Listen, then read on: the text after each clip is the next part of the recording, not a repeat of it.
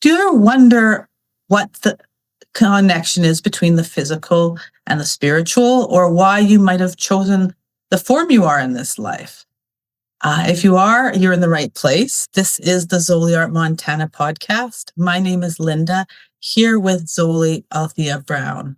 So, talk to us about how our nervous system seems to know before we do about spiritual happening. Wow, that's deep. Well, as usual, I'll give you what I think about that because that's all I can do. I think right now, from what I'm hearing from a lot of people and from what I'm experiencing, the nervous system is very affected by these finer and finer, shall we say, frequencies coming through. I don't know if the gravitational fields or other fields are affected in the same way, but our nervous system is how we interact with our body in the emotional way, right? So what do you do about it when you're feeling afraid? What can help? I think we have to get used to these new frequencies and these new feelings. I'm not sure anything special can be done that we don't already know. Meditation, prayer, service, calming ourselves, it just comes back to that. Physical things like movement therapy, yoga, counseling, just the same stuff. But it can be really overwhelming. I don't think I'm saying anything anybody else doesn't know. Does that make sense? Saying I don't. It does make sense because I think none of us really know. We're taking it day by day half the time. Well, we have to. And if we treat our day like it's divine, like I'm my beloved and my daily stuff is divine, doing the laundry, cooking this, taking kids to appointments, taking care of our house, it's like we wait for something dramatic to happen that will change it. Well, sometimes that does happen for good or ill. But to be able to have the graciousness of being in gravity and being in these fields, to me, what we're looking for is an awareness. We're looking for a different awareness. Now, how do you do that? It's incremental, I think. For me, it is incremental. Well, I got that piece. And so I've been asking those who guard and guide me, Spirit, the Holy Spirit, something I've never really asked in this way.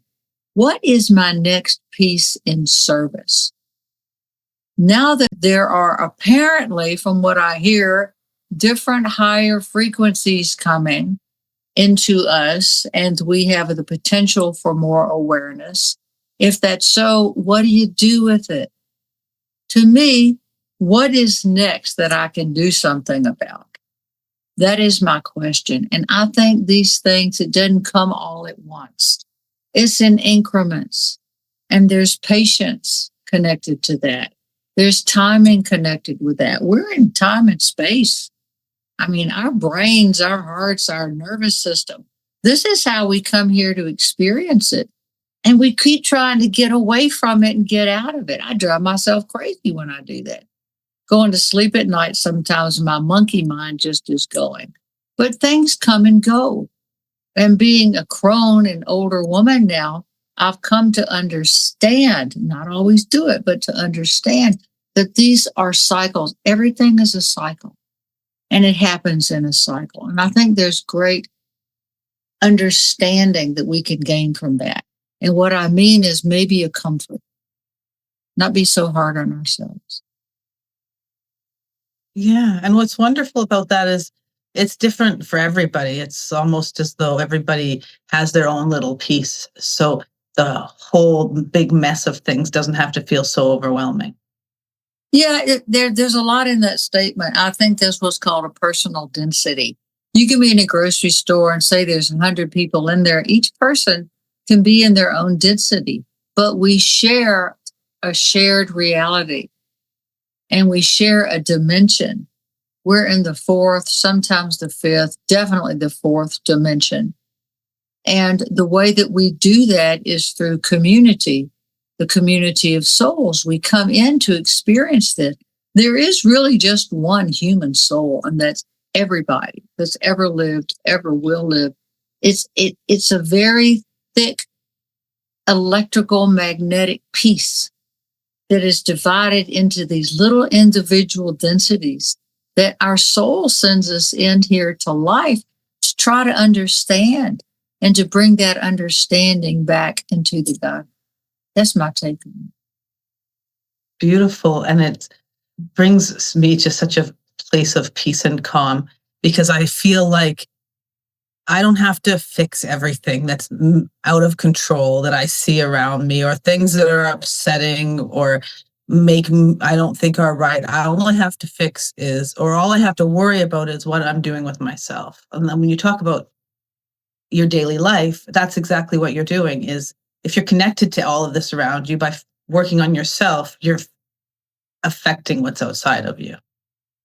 That's so true. And it ties in. You and I seem to have the same thoughts at the same time. We're thousands of miles away. Maybe everybody is. I don't know.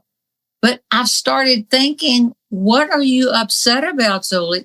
I say, I'm practicing saying, this is my perfect life. I love my perfect life. Peace of mind. And then worry. What about that? What do I need to do about this or that?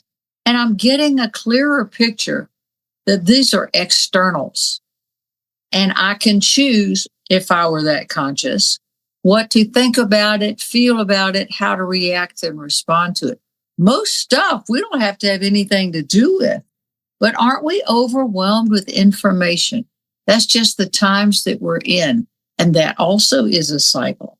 But I think to look at the daily life as sacred and to say most of this stuff we're talking about, this is an external stimuli, and I am reacting and responding to something out there that I think is a threat.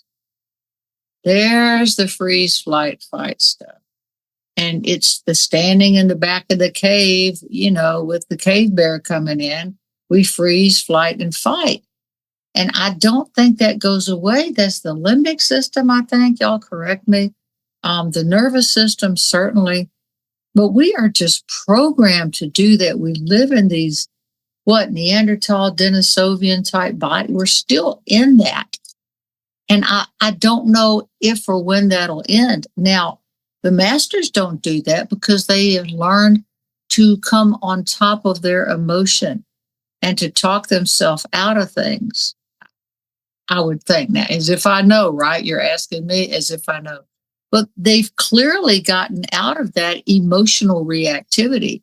If something drives me nuts about myself, that's the piece.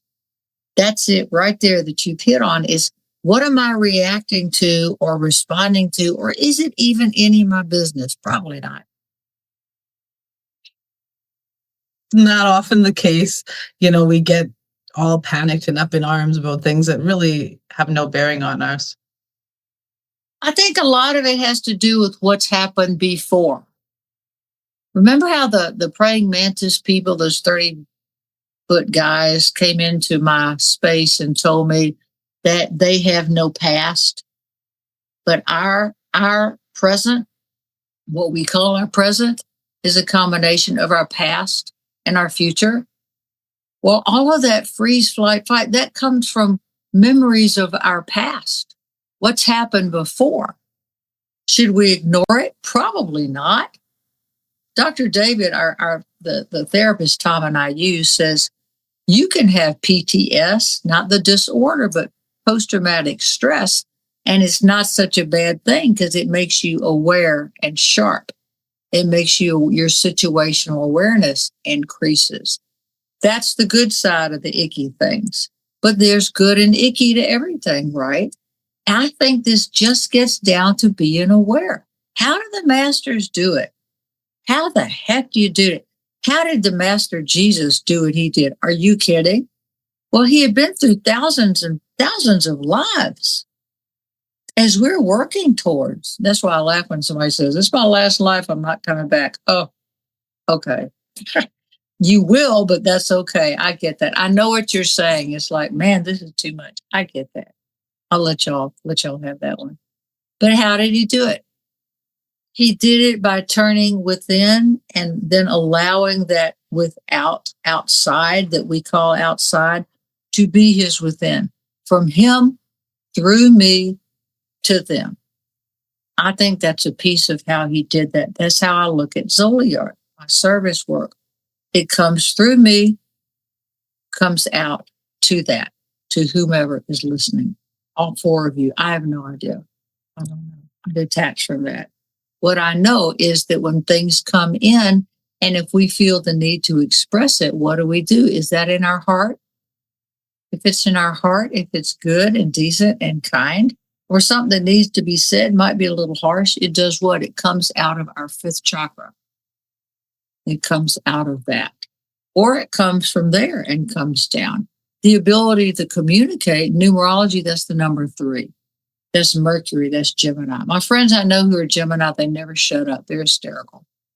They're absolutely brilliant. They're just masters of that world. But they say they're not really masters of anything because they do all this different stuff. Well, that's the ability to jump from one thing to the next. But it has its icky sides too, what you and I are talking about. For women, oh my God, our mind. We're like chatterboxes at times inside of us. And we have to learn more as we are trying to do. Hello, I tell my husband that. Trying to watch what I say and when I say it and consider the effect it's going to have. It's hard. Earth is hard. So what? That's something I have to reflect on. It is very difficult to allow the process of noticing. Well, for me, it takes effort. It takes effort because I think being just a people, I do a lot of programmed behavior. I do a lot of patterns for my autism. What I found worked. I no longer get up in the morning and I have a whole notebook that I fill.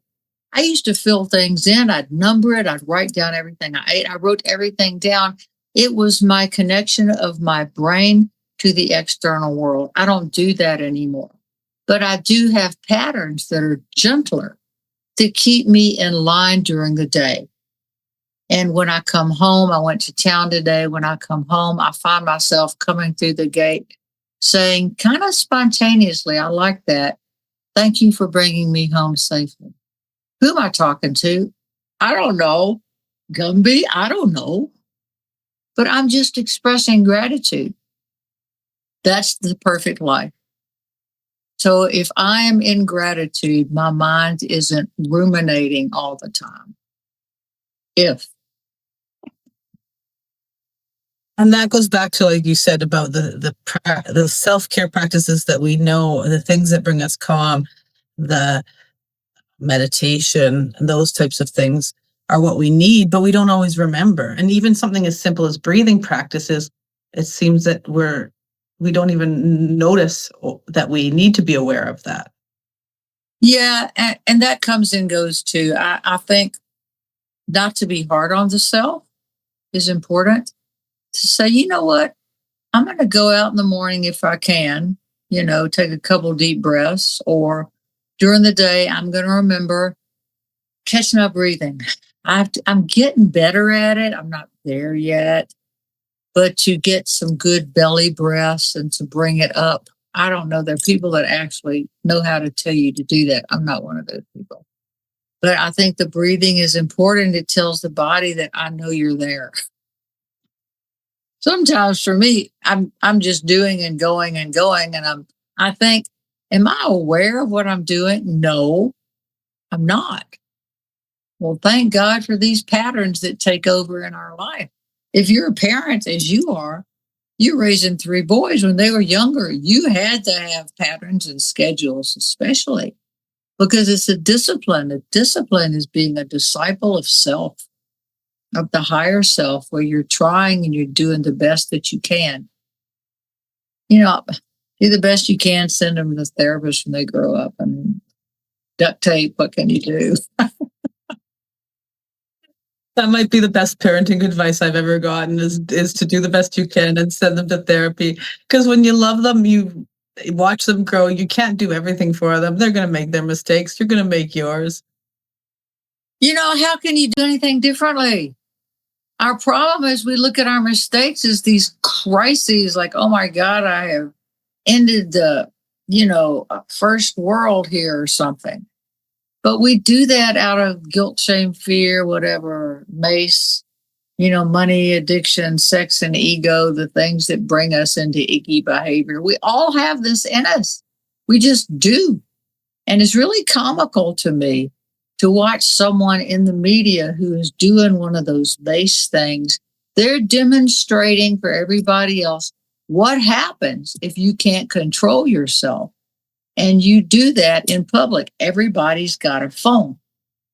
So therefore, to control what goes in my mouth and what comes out of it is sacrosanct to me.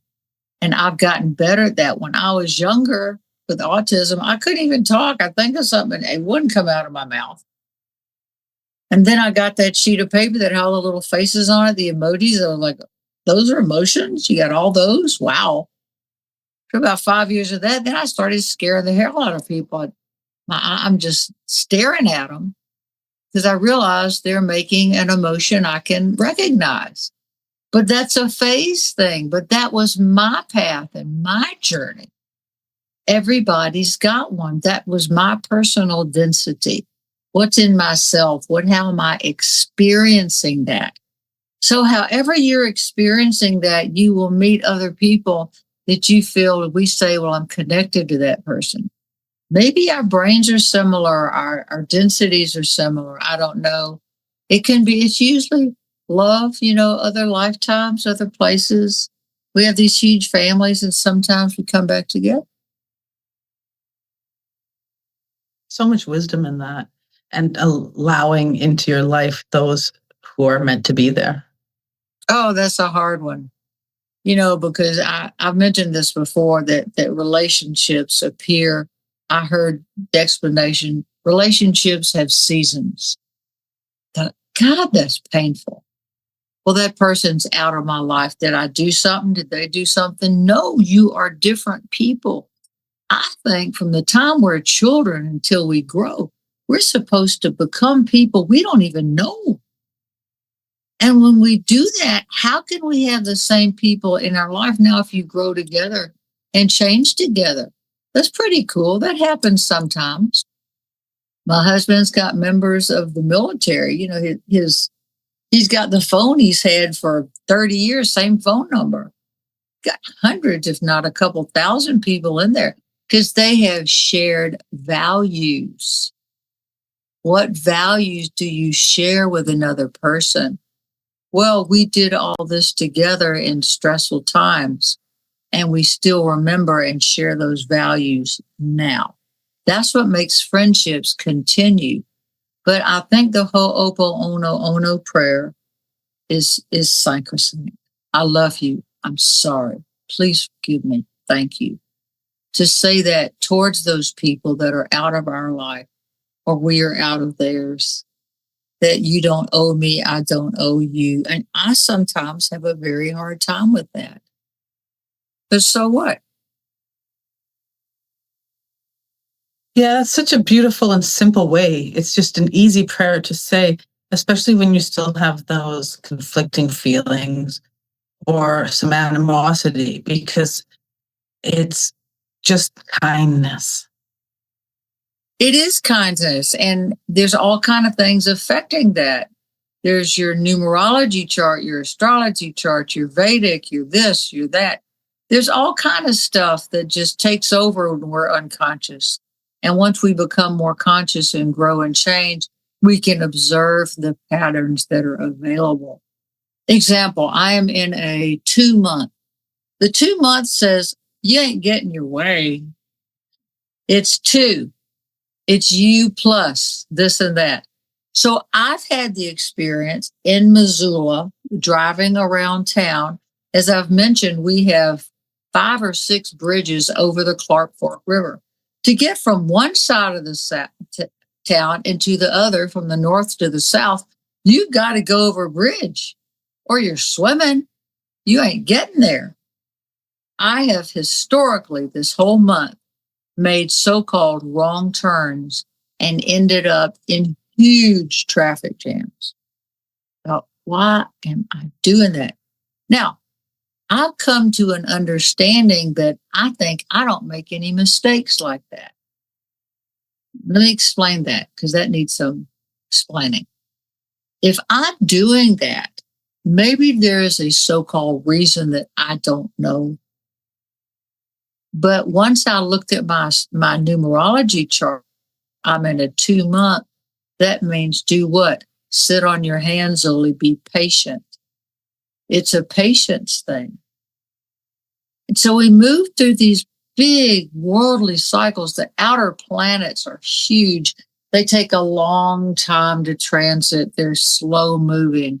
It's not like the moon every 2 or 3 days, or emotion, And so when we're affected by both things, we're going to be affected. And let me tell you, it is awe-inspiring to have real people who really know how to read these charts tell you at this time, this could be the potential to, here's the weather, you decide what you do with it. And it's quite valid. So to me, that's why going to a counselor is important at times. It's quite valid to hear somebody when you're like, oh my God, I can't move, I can't change. Oh my God, I'm just stressed. Well, all of this is trying to protect the self. They take your hands and they bring them down. They go, here are some logical solutions. Now you do it. But we will go through and the crisis. It's part of life. It's just part of it. And it's related to what we've already been through. It's hard. It is hard. And we're not here to make it easier. Like we say, we have more questions than answers often. And it makes me think of how our body signals some of these. And we might not always know what the physical symptoms are of these spiritual experiences. No, we don't. And I take issue with some of it because in my younger, I call them developmental years, God help me, anything that happened to me physically was that I was spiritually growing. No, you're not. A lot of these things are electromagnetic reactions to external stimuli. We discussed the tinnitus or tinnitus. I've had that for years. You get the ringing in the ears. Now, it's popular now to say, well, more people have tinnitus, and that means you're spiritually growing. Maybe not, maybe so. I would say go get a hearing test. See if there's something going on with your inner ear, your middle ear, your balance. Maybe you have damage to your eardrum. I've got some damage to that from shooting guns without proper whatever, from falling, from fluid in my ears, whatever. I have it all the time. I'm used to it. But we get on these kicks to where we become desperate to be special. And that's the signature of my younger years. I wanted to be different and special, and I was of this and I was of that. It's just part of your stepping up your ladder. And if you really want to be different, just be yourself. Find out who you are. Go look in that mirror. You don't have to be a super person. Just pull back and be you. Find out who and what that is. And we do get sometimes supernatural experiences to say that, yes, you have grown and you have changed.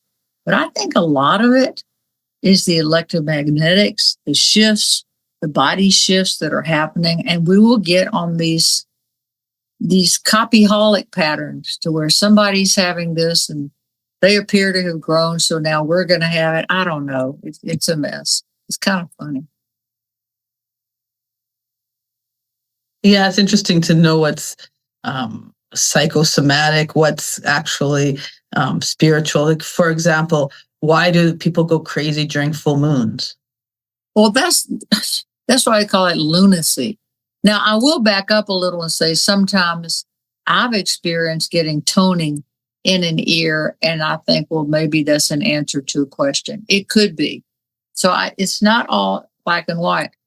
The thing about the full moon, the moon is the fluids in your body. It's your water. Our bodies are mainly water. The moon affects the tides. That's some serious stuff. Where is the moon in your astrology chart? Are you a water sign? Are you very affected by water? But, law enforcement and people that work in, first responders, most of them know full moon can be wacky. And it is a reaction to energies coming into our body, I think. And I think is quite valid. It affects some people more than others. You can agree or not. I've experienced that full moons can be, now they can be a spiritual experience, they say, because in the future, supposedly, when Maitreya is in the open and we are more sane, there's no wars in the world, we've had the Day of Declaration, all of that is coming. It's already happened in the higher realms. We're just waiting for it to filter down. That what we will do, we'll have world gatherings of full moon meditations. How powerful will that be? That'll be, and that's what's coming. So it opens, I don't know the answer to this, but I would think that it opens certain emotional channels inside of us. Use the word psychic, to use the word intuition. I don't know about that, but it does something, I'm not quite sure what. It's up to you guys to figure out. I'm just a research analyst. It's fascinating because it's recorded in hospitals. Hospitals are busier and more women give birth. And so, I think law enforcement are also aware things kind of get crazier around the full moon. So it's not, woo-woo, as some might say, oh, that's just, you're making that up. Well, it's obviously affecting enough people that it's noticeable. Yeah, and I think what we're addressing is how much does it affect behavior that we can do nothing about. There are times where we can do very little about behavior. I've said before, if you are having psychological or medical issues, if you have tinnitus, it may be a medical issue. Get some help. Physical symptoms need physical help. Emotional symptoms need emotional help. Spiritual symptoms need spiritual help. It can all be comorbid. It can be happening at the same time. But I choose to go to the physical first. If you are having experiences that bother you or that are interfering, please find a licensed counselor, a real medical doctor. Find somebody to give you some real world answers about this thing you live in called your body. Try. I think that's the hardest thing, is sometimes to try, because we may not like the answer. I know I don't like the answer. When I go to the doctor, I ain't getting on that scale. I'm just not doing it. Just psychologically, I don't do it. You can guess. It's like being at the fair. You can guess what I weigh. Fine. It's between this and this. I'm fine. It's an important reminder that we are physical first. We have no choice but to be physical here, So if you're having anything of symptoms of discomfort, investigating the physical reasons for it is logical, even if there might be other reasons as well. That's so true. The Catholic Church is really good at this. I said to one of my favorite priests, Father Cancino, I said, I think we need more Catholic psychiatrists than exorcists. The Vatican has shot out a lot of new exorcists. Now, there is a lot of so-called dynamic, icky activity, but a lot of it, first, check this and this first. Find out what's going on. Find out, because there can be comorbidity. Those symptoms can be almost identical. So the church is somebody, and I need an exorcism.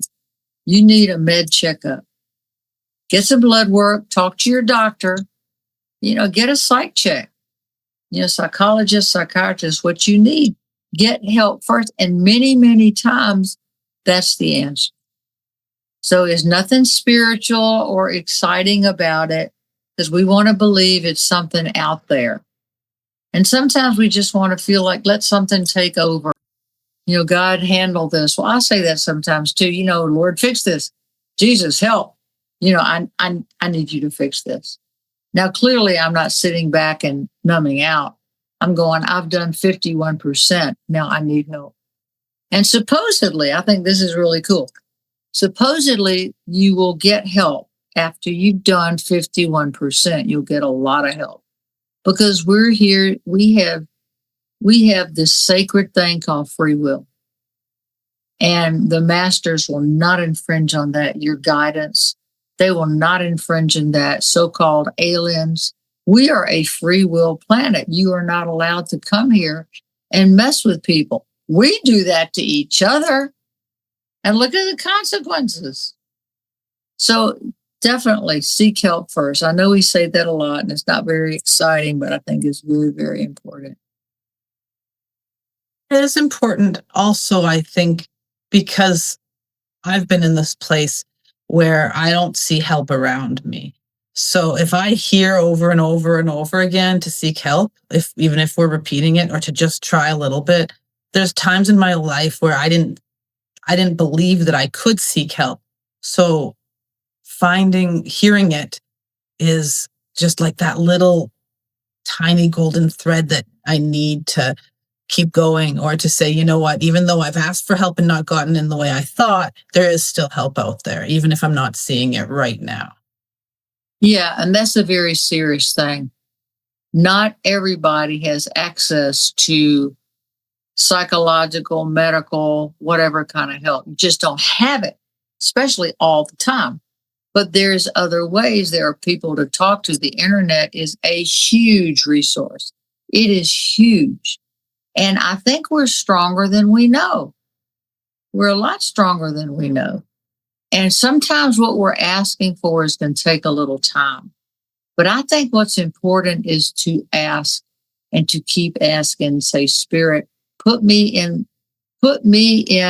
touch with what is available to help me now. And then listen real carefully, just try. I know quite a few people who don't have insurance. I mean, it's bad right now. It's just ridiculous. Why can't we straighten out our medical, our food situation? What's the matter with us? So I think to ask for help is important, and it can be debilitating too. It could bring up a lot of anger and disappointment. But I think there's more out there as far as internet, talking even to other people who have similar situations. I've gotten huge help with that too. Living here remote in Montana, what is there? Well, let me see. There's a deer. Haven't seen any bears this year. They're hyperphagic, but they're not here yet. It's very comforting to remember, even if you're in remote Montana or somewhere with not a lot of resources, you can still try, and there is still stuff available to you. Even just have a conversation or reach out to somebody who is going through the same thing. You're right. The internet connects people in a beautiful way. It really does. It's been a huge boon for that. I get a lot of comfort out of that. I watch a lot of YouTube. I watch a lot of the videos that aren't insane. There's plenty of insane ones.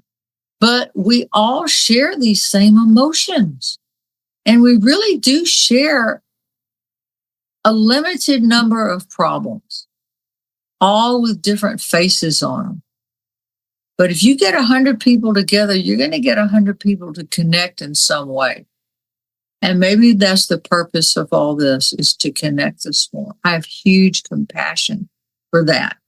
Huge compassion for it. The homeless problem is just, there is no solution right now to that. There is no solution. Well, yes, there is. No, there's not. Because we as a population are not there. So what about getting help in this area? I have several friends who have needed to see a psychiatrist. One is bipolar. She can't get an appointment. She cannot, it's a 4-month wait. What do you do in the meantime? Go to the health food store and get some lithium? How do you know that's what you need?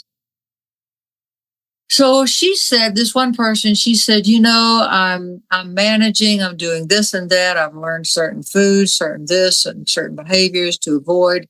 And she said, it has taught me a different kind of control, a different kind. And maybe I don't want the drugs because I like the high or whatever and create. I don't know.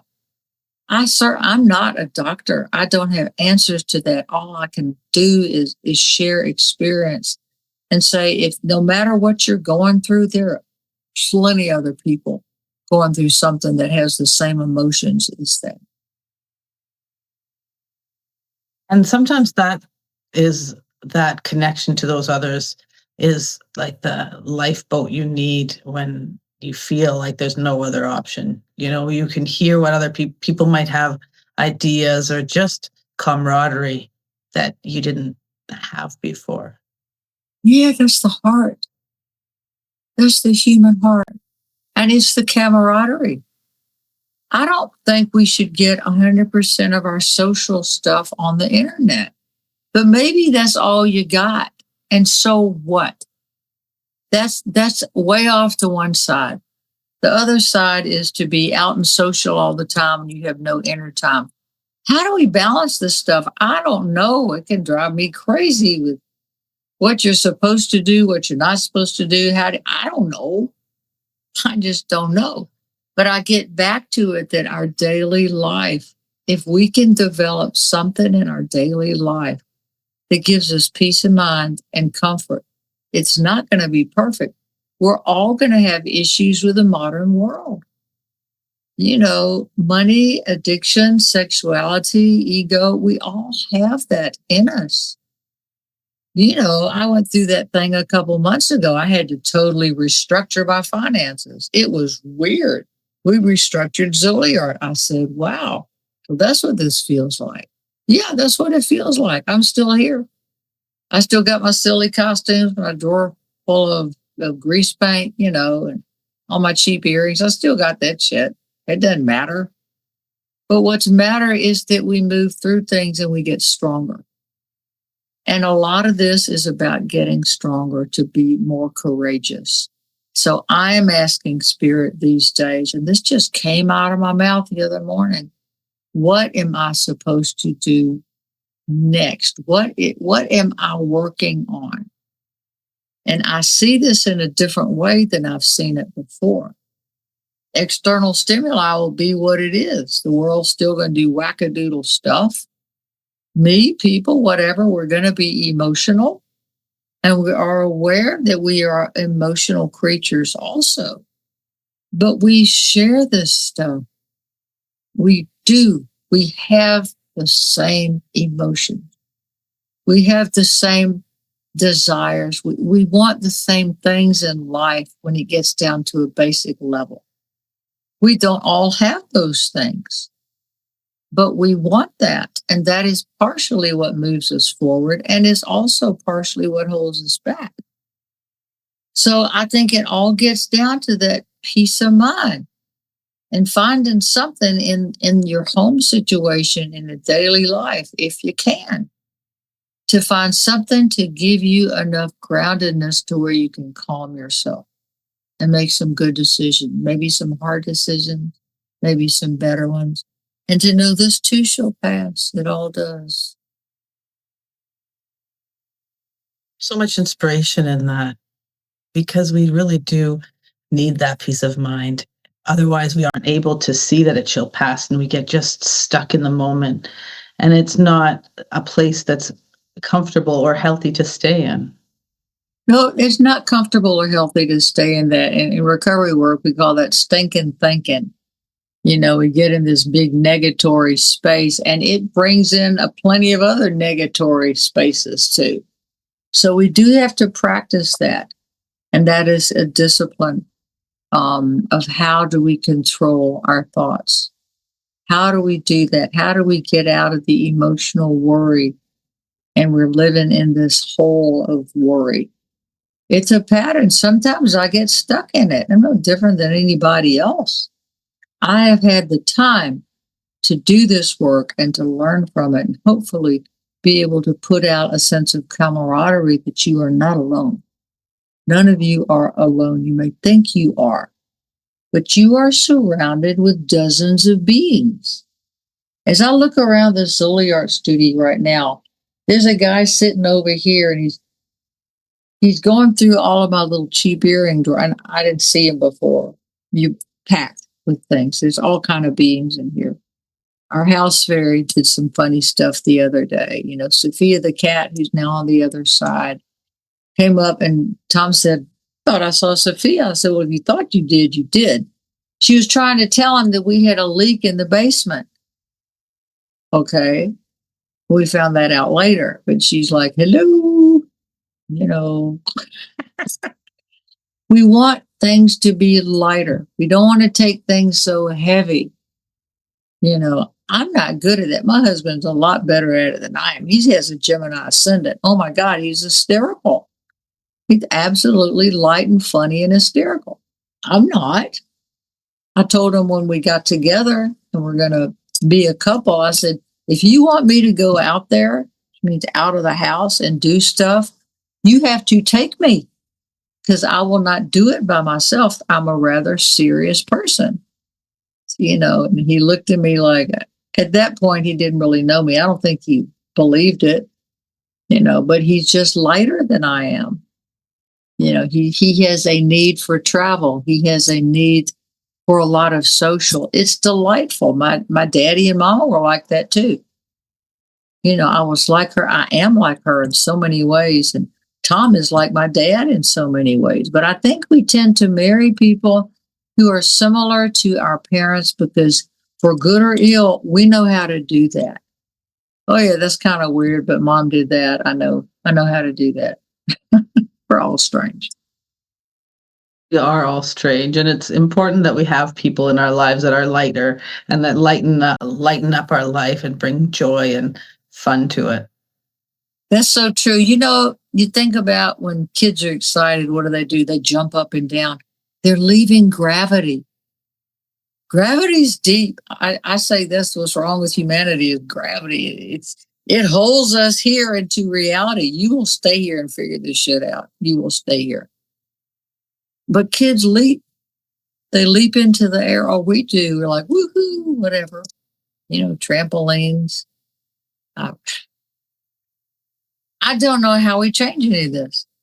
I think we just have to be aware of it. I personally, I'm told I'm funny and I'm light, but I'm told that when I'm out in public. They're not here at home with me, but I don't take my home self out in public or want to bring that self here into the home. It doesn't work for me. Other people are fine with that. Doesn't bother them at all. My husband's fine with that.